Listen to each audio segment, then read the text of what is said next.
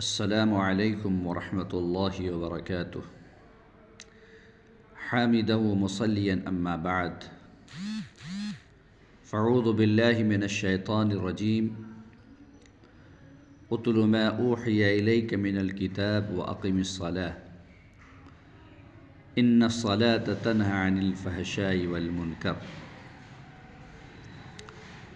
رب اشرح لي صدري ويسر لي أمري واحلل عقدة من لساني يفقهوا قولي. اللهم رب زدني علما وارزقني فهما. قرآن کریم کے اندر دو طرح کی نماز کا ذکر کیا گیا ہے. ایک نماز یا ایک نمازی کے لیے، نماز پڑھنے والوں کے لیے ویل کی وعید ہے، اور ویل جہنم کا وہ طبقہ ہے جس سے خود جہنم کئی مرتبہ پناہ مانگتی ہے. اللہ تعالیٰ نے قرآن کریم کے اندر کہا فویل للمصلین، ویل ہے نمازیوں کے لیے. اللہ تعالیٰ نے یہ نہیں کہا کہ ویل ہے بے نمازیوں کے لیے، بلکہ اللہ تعالیٰ کہہ رہا ہے کہ ویل ہے نمازیوں کے لیے. اور وہ کون سے نمازی ہیں؟ الذین هم عن صلاتهم ساہون، جو اپنی نماز میں سستی برتتے ہیں. فجر کی اذان ہوئی اور سوچتے ہیں کہ چلو کچھ دیر کے بعد چلیں گے، ابھی کچھ سو لیتے ہیں، یہاں تک کہ سورج طلوع ہو جاتا ہے. ظہر کی اذان ہوئی، تجارت میں لگے ہوئے ہیں، سوچتے ہیں کہ کچھ دیر کے بعد چلیں گے، یہاں تک کہ ظہر کا وقت ختم ہو جاتا ہے. عصر کی اذان ہوئی، سوچتے ہیں کہ کچھ دیر کے بعد چلیں گے، یہاں تک کہ مغرب سورج غروب ہو جاتا ہے. مغرب کی اذان ہوئی، سوچتا ہے کہ چلو کچھ دیر کے بعد چلیں گے، یہاں تک کہ مغرب کا وقت ختم ہو کر کے عشاء کا وقت شروع ہو جاتا ہے. اور عشاء کی نماز میں غفلت کرتے ہوئے رضائی کے نیچے، کمبل کے نیچے، نرم گرم بستر کے اوپر میٹھی نیند سونے لگتے ہیں.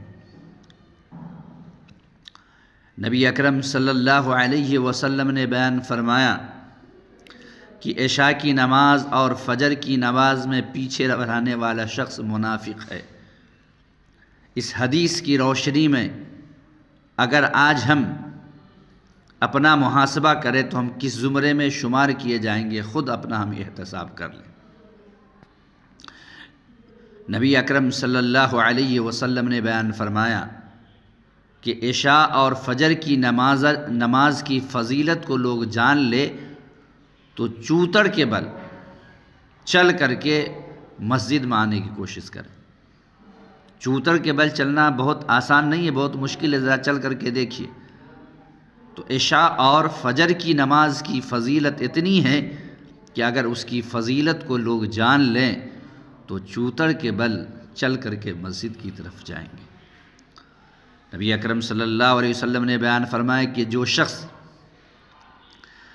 عشاء کی نماز جماعت کے ساتھ پڑھتا ہے اور پھر فجر کی نماز جماعت کے ساتھ پڑھتا ہے تو پوری رات قیام کا یعنی عبادت کرنے کا ثواب ملتا ہے.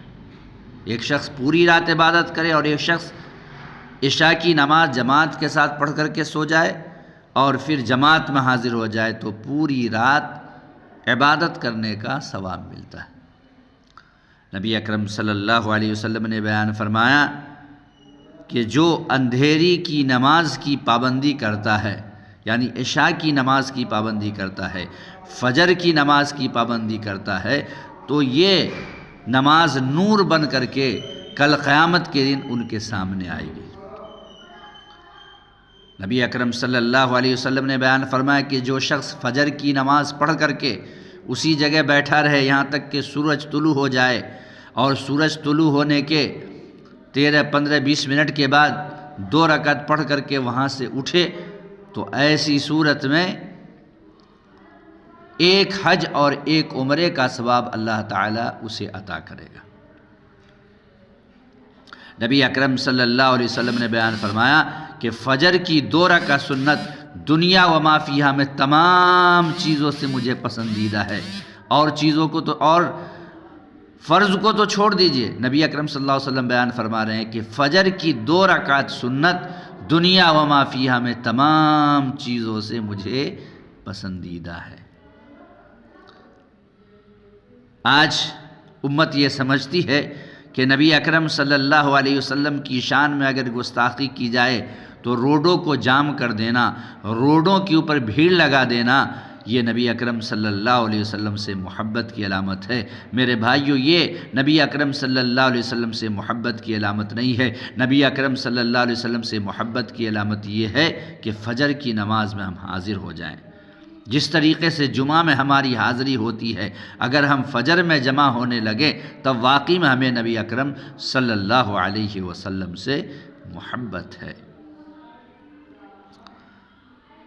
تو فویل للمصلین، ویل ہے نمازیوں کے لیے جو اپنی نماز میں سستی برتتے ہیں، اور الذین هم یراؤون، جو دکھلاوے کی نماز پڑھتے ہیں کہ محلہ والا کہے گا کہ فلاں بھی نمازی ہے، فلاں بھی نماز پڑھتا ہے، نہیں پڑھیں گے تو محلے والے کہیں گے فلاں نماز نہیں پڑھتا ہے، نماز میں آیا، نماز پڑھ رہا ہے اور دل تجارت پہ لگا ہوا ہے، نماز پڑھ رہا ہے دل کاروبار میں لگا ہوا ہے، نماز پڑھ رہا ہے دل کہیں اور ہے، وہ نماز نہیں ہے۔ ایک تاجر نے کہا امام صاحب سے کہ بھائی آج آپ نے 2 رکعت پر سلام پھیر دیا ہے۔ تو امام صاحب نے کہا کہ بھائی میں نے تو مکمل 4 رکعت پڑھائی ہے۔ اس تاجر کے علاوہ تمام لوگوں نے کہا کہ امام صاحب 4 رکعت پڑھائیں، لیکن وہ تاجر بضد ہو گیا اور کہنے لگا کہ نہیں، آپ نے 2 ہی رکعت نماز پڑھائی ہے۔ تو کہا کیسے؟ تو کہا کہ روزانہ میں 4 دکان کا حساب کیا کرتا تھا، آج صرف 2 دکان کا میں حساب کر پایا، تو یہ تو ہماری نماز ہے۔ تو ایسی نماز ہماری منہ کے اوپر مار دی جائے گی، ایسی نماز جو نبی اکرم صلی اللہ علیہ وسلم کی سنت کے خلاف ہو، جس نماز میں رفع یدین نہ ہو، جس نماز میں نہ قیام صحیح سے کیا جائے، نہ رکوع صحیح سے کیا جائے، نہ سجدہ صحیح سے کیا جائے، کوے کے ٹھونگے مارنے کی طرح نماز پڑھی جائے، جلدی جلدی نماز پڑھی جائے، وہ نماز جو ہے ہماری منہ کے اوپر مار دی جائے گی۔ یہاں تک کہ نبی اکرم صلی اللہ علیہ وسلم نے بیان فرمایا کہ ایک بندہ حاضر کیا جائے گا جس نے 60 سال تک نماز پڑھی ہوگی، لیکن اس 60 سال میں ایک وقت کی بھی اس کی نماز قبول نہیں ہوگی۔ اللہ تعالیٰ کہے گا کہ تمہاری ایک وقت کی نماز بھی قبول نہیں ہوئی ہے۔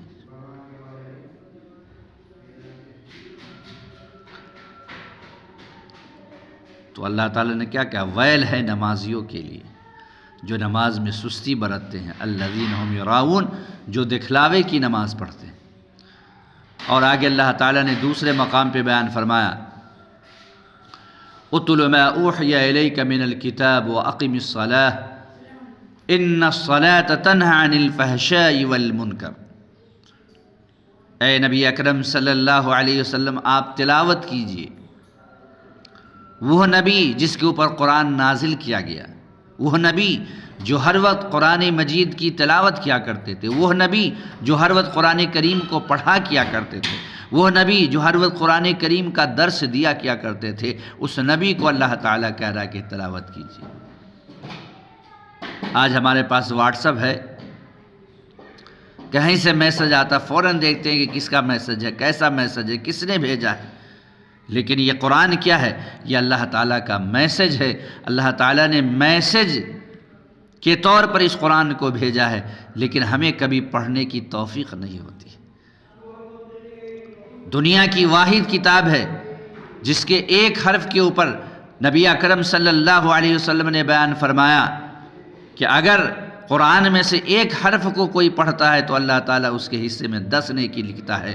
اور آپ نے بیان فرمایا کہ میں یہ نہیں کہتا ہوں کہ الف لام میم ایک حرف ہے، بلکہ الالف حرف واللام حرف والمیم حرف۔ الف ایک حرف ہے، لام ایک حرف ہے اور میم ایک حرف ہے۔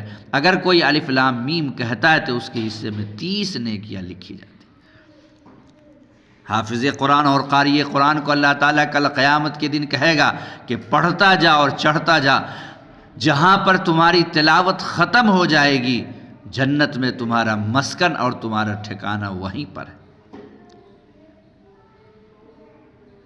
نبی اکرم صلی اللہ علیہ وسلم نے ایک دوسری حدیث کے اندر بیان فرمایا کہ جنت میں ایک کوڑا برابر جگہ ہے، ایک ہاتھ برابر جگہ ہے، دنیا و ما فیہا میں تمام چیزوں سے زیادہ قیمتی ہے۔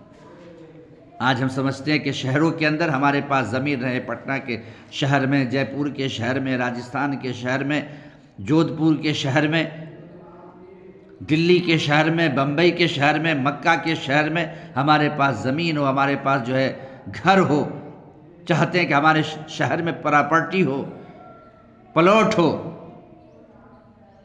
لیکن نبی اکرم صلی اللہ علیہ وسلم نے کیا بیان فرمایا کہ جنت میں ایک کوڑا کے برابر جگہ دنیا و ما فیہا میں تمام چیزوں سے زیادہ قیمتی ہے، لیکن اس جنت کی ہمیں کوئی پرواہ نہیں ہے۔ جن لوگوں کو جنت کی پرواہ تھی، جو لوگ جنت کے سچے طلبگار تھے، ان کی زندگی دیکھیے۔ یہ حضرت عبد الرحمن بن عوف رضی اللہ تعالیٰ عنہ ہیں، جب ہجرت کر رہے ہیں اپنے ایمان کے بچانے کی خاطر اپنی بیوی کی قربانی دی، بیوی کو چھوڑنا پڑا، بیٹا کو چھوڑنا پڑا اور مال و اسباب تمام چیزوں کو چھوڑنا پڑا۔ نبی اکرم صلی اللہ علیہ وسلم کے سامنے جب حاضر ہو رہے ہیں تو نبی اکرم صلی اللہ علیہ وسلم نے پوچھا کہ اے عبد الرحمن بن عوف کیا لے کر کے آئے ہو؟ وہ جواب دیتے ہیں کہ بیوی مجھ سے چھین لی گئی، بیٹا مجھ سے چھین لیا گیا، مال مجھ سے چھین لیا گیا۔ نبی اکرم صلی اللہ علیہ وسلم نے بیان فرمایا کہ تم نے بہترین سودا کیا ہے۔ تو صحابہ کرام ایمان کو بچانے کے لیے دنیا کی تمام چیزوں کی قربانی دیا کیا کرتے تھے۔ آج ہم جو ہمارے پاس ایمان کی کوئی اہمیت نہیں ہے، اس لیے اپنے ایمان کا جو ہے سودا کرتے ہیں دنیا کی حقیر چیزوں کے لیے۔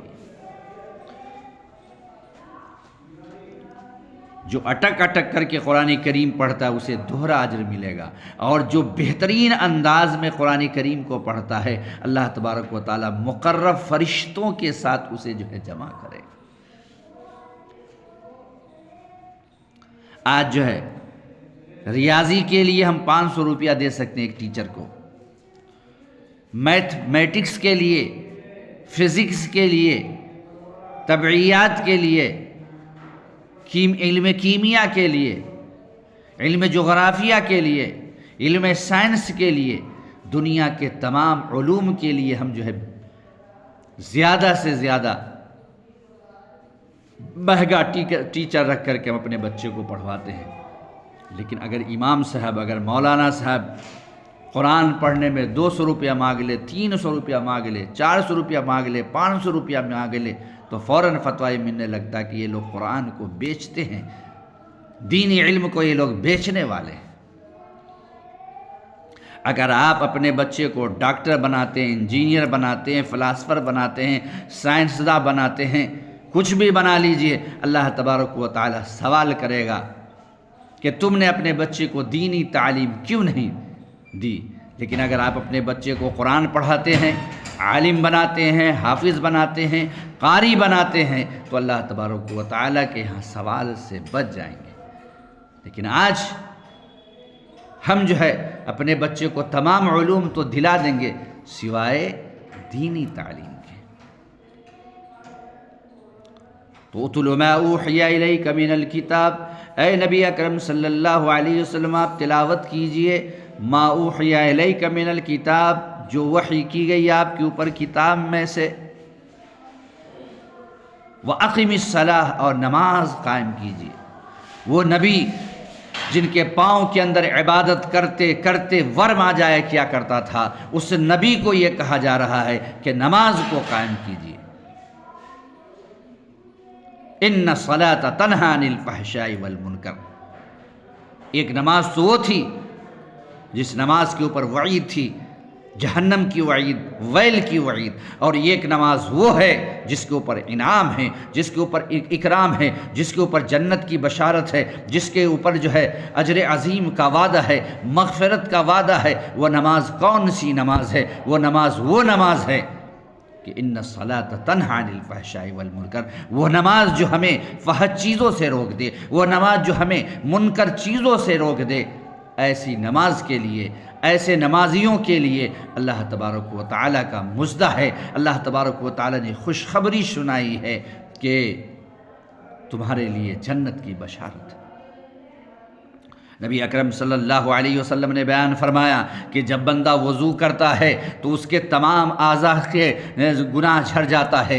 ہاتھ سے جو اس نے گناہ کیا ہے، ہتھیلی سے جو اس نے گناہ کیا ہے، ہتھیلی کو دھلنے کے بعد اس کے گناہ جھڑ جاتے ہیں، کلی کرتا ہے تو اس کا گناہ جھڑ جاتا ہے، ناک کو دھلتا ہے تو اس کا جو ہے گناہ جھڑ جاتا ہے، چہرے کو دھلتا ہے تو اس کا گناہ جھڑ جاتا ہے، ہاتھ کو دھلتا ہے تو اس کا گناہ جھڑ جاتا ہے، پاؤں کو دھلتا ہے تو اس کا گناہ جھڑ جاتا ہے، نماز پڑھ لیتا ہے تو اس کا جو ہے بالکل گناہ جھڑ جاتا ہے، یہاں تک کہ ظہر اور عصر کے درمیان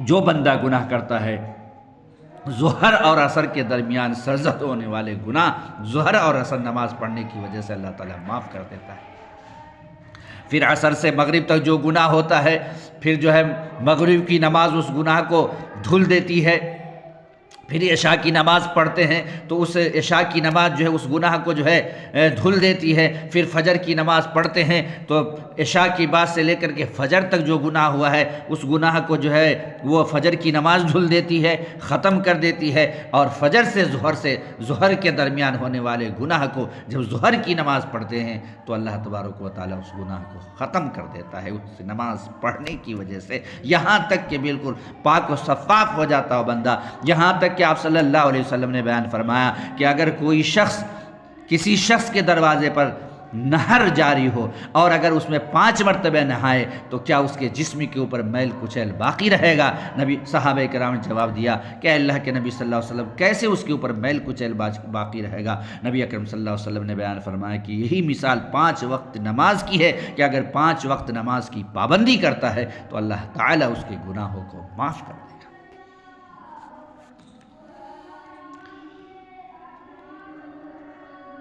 تو آج ہم جھوٹ بھی بول رہے ہیں، چوری بھی کر رہے ہیں، ڈکیتی بھی کر رہے ہیں، سودی کاروبار بھی کر رہے ہیں، فحش گوئی بھی کر رہے ہیں، منکر چیزوں سے بھی باز نہیں آ رہے ہیں، لوگ کے زمین کو غصب بھی کر رہے ہیں، اور پہلے سب میں امام کے پیچھے نمازی بھی بنے ہوئے ہیں، مسجد کے متولی بھی بنے ہوئے ہیں، لوگوں کے مال کو غصب کر کر کے اپنے بہترین مکان کو اور بہترین عمارت کو بنا کر کے سجا کر کے رکھے ہوئے ہیں، اور یہ سوچتے ہیں کہ ہماری نماز جو ہے ہمیں نجات دلا دے گی۔ نہیں، یہ حقوق العباد ہیں، یہ بندوں کے حق ہیں۔ جتنے کے حق کو آپ نے مارا ہے، جس کی زمین کو آپ نے غصب کیا ہے،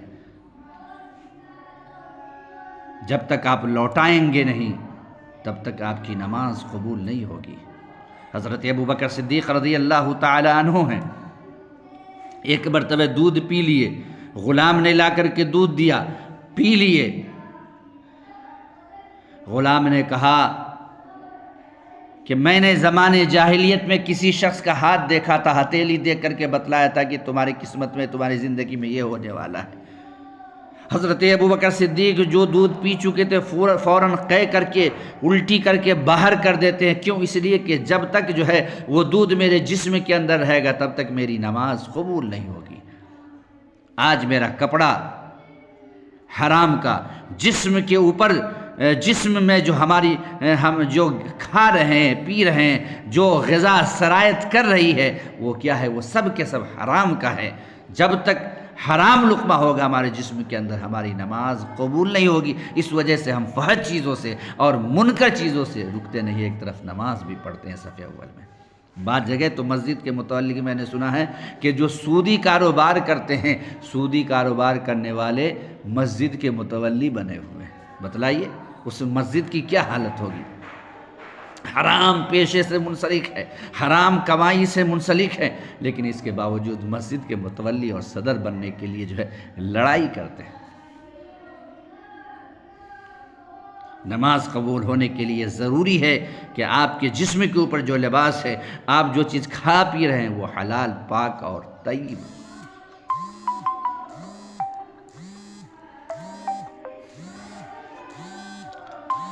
اقم الصلاۃ ان الصلاۃ تنہی عن الفحشاء والمنکر۔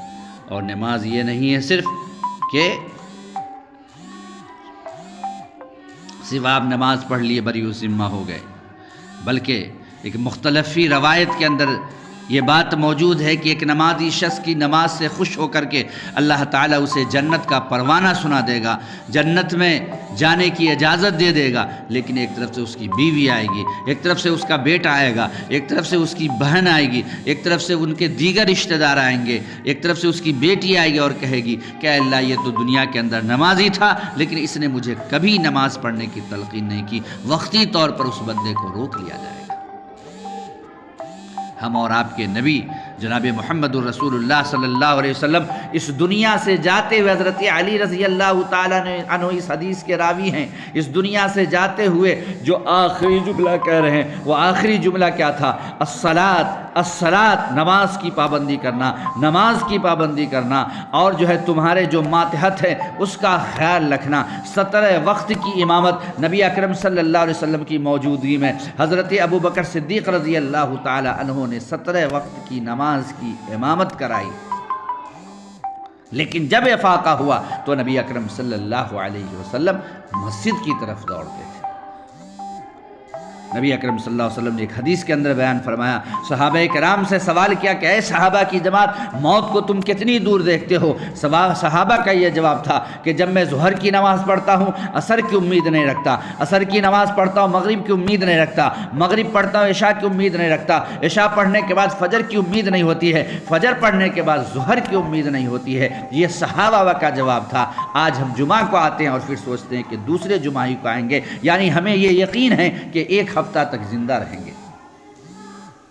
نبی اکرم صلی اللہ علیہ وسلم نے صحابہ کے جواب کو سننے کے بعد بیان فرمایا کہ اے صحابہ، اگر تم یہ سمجھتے ہو کہ ظہر کے بعد عصر مل جائے گی، عصر کے بعد مغرب مل جائے گی، مغرب کے بعد عشاء مل جائے گی، عشاء کے بعد فجر مل جائے گی، فجر کے بعد ظہر مل جائے گی، تب تو تم موت کو بہت دور دیکھ رہے ہو۔ سنو، جس وقت کی تم نماز پڑھ رہے ہو قیام کی حالت میں ہو تو پتہ نہیں تم رکوع کر پاؤ گے کہ نہیں، رکوع کی حالت میں تو پتہ نہیں تم سجدہ کر پاؤ گے کہ نہیں۔ اور جس بات کو نبی اکرم صلی اللہ علیہ وسلم نے 1450 سال پہلے بیان فرمایا،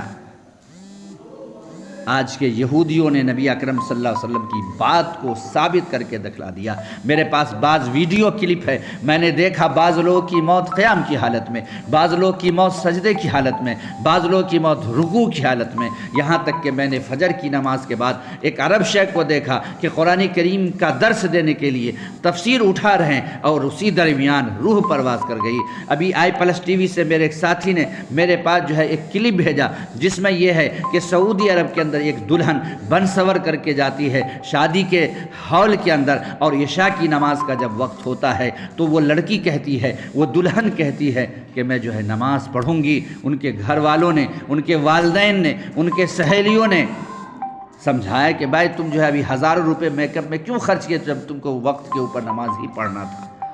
تو اس نے جواب دیا کہ کچھ نہیں میں نے خرچ کیا، لیکن میں وقت کے اوپر نماز پڑھوں گی۔ چنانچہ اس نے وضو کیا اور نماز پڑھنا شروع کی، یہاں تک کہ سجدے میں گئی اور سجدے ہی میں رہ گئی۔ شاعر کہتا ہے آگاہ اپنی موت سے کوئی بشر نہیں، سامان 100 برس کا ہے پل کی خبر نہیں۔ آج ہم دنیا بنانے میں لگے ہوئے ہیں، فَلْيَتَنَافَسِ الْمُتَنَافِسُونَ، دنیا کو بنانے میں لگے ہوئے ہیں، دنیا کو سنوارنے میں لگے ہوئے ہیں، دنیا میں مقابلہ کرنے میں لگے ہوئے ہیں۔ کوئی جو ہے 1 لاکھ کا بائک خریدتا ہے تو ہم 1.5 لاکھ کا خرید کر کے آتے ہیں، کوئی جو ہے 4 لاکھ کی 4 لاکھ میں کار خرید کر کے لا رہا ہے تو ہم 8 لاکھ میں خرید رہے ہیں، کوئی 10 لاکھ کا پلاٹ خرید رہا ہے تو ہم جو 15 لاکھ کا خرید کر کے دکھلا دے رہے ہیں۔ فَلْيَتَنَافَسِ الْمُتَنَافِسُونَ، لیکن صحابہ کرام دنیا میں آخرت کے بارے میں مسابقت کیا کرتے تھے۔ غزوہ تبوک کے موقع پر حضرت ابوبکر صدیق نے پورا اثاثہ لا کر کے نبی اکرم صلی اللہ علیہ وسلم کی خدمت میں رکھ دیا۔ حضرت عمر فاروق گھر کا آدھا مال جو ہے لا کر کے نبی اکرم صلی اللہ علیہ وسلم کی خدمت میں رکھ دیتے ہیں۔ حضرت عثمان غنی رضی اللہ تعالیٰ عنہ دو حصوں میں ایک مجلس کے اندر 900 اونٹ دیتے ہیں اور 9 مرتبہ نبی اکرم صلی اللہ علیہ وسلم جنت کی بشارت دیتے ہیں۔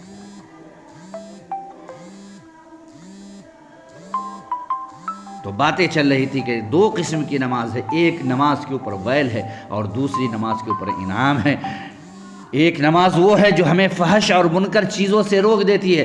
اگر ہمیں فحش اور منکر چیزوں سے نماز روک دیتی ہے تو سمجھیے ہماری نماز نماز ہے، اور اگر ہمیں فحش چیزوں سے منکر چیزوں سے نہیں روکتی ہے تو سمجھیے کہ ہماری نماز نماز نہیں ہے، وہ نماز جو ہے ہماری منہ کے اوپر مار دی جائے گی۔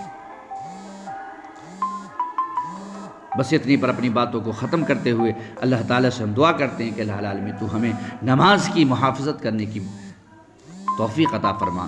تقبل یا رب العالمین۔ سبحانک اللہم بحمدک، اشہد ان لا الہ الا انت، استغفرک و اتوب الیک۔